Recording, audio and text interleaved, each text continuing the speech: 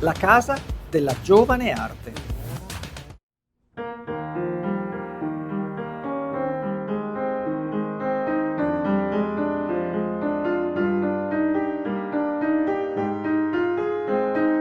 C'è una casa speciale a Venezia, città votata all'arte. Si chiama Bevilacqua la Masa ed è la casa dell'arte giovane che va sostenuta e supportata, incoraggiata e promossa. La fondazione nasce dall'ascito di Felicita Bevilacqua, vedova del generale garibaldino Giuseppe La Masa, che nel 1898 lascia alla città il suo palazzo Capesaro, a patto che diventi culla dell'arte nascente. Oggi la fondazione gestisce numerosi spazi in città, tra cui quello di Palazzo Carminati.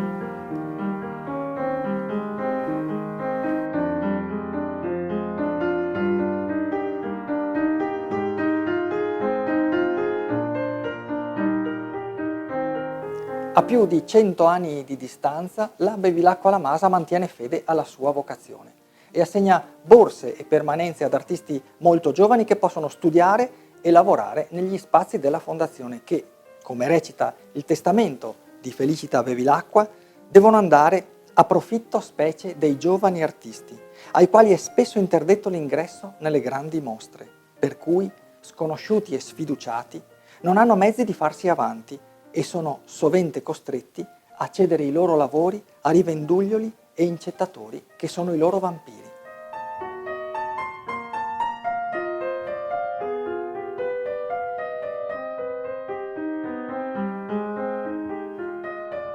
Già nei suoi primi anni di attività, la Bevilacqua La Masa divenne riferimento e trampolino di lancio per artisti del calibro di Boccioni, Casorati, Semeghini, Gino Rossi e Arturo Martini.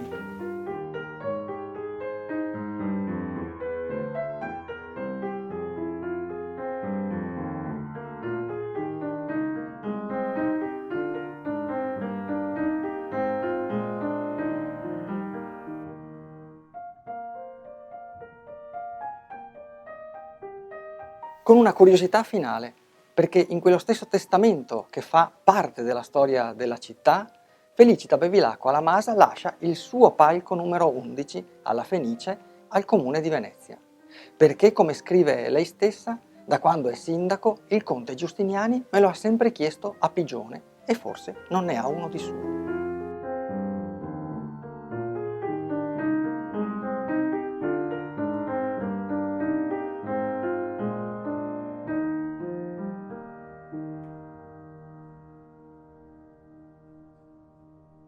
Ti è piaciuto questo video? Metti il mi piace su Venezia in un minuto e invita i tuoi amici a farlo.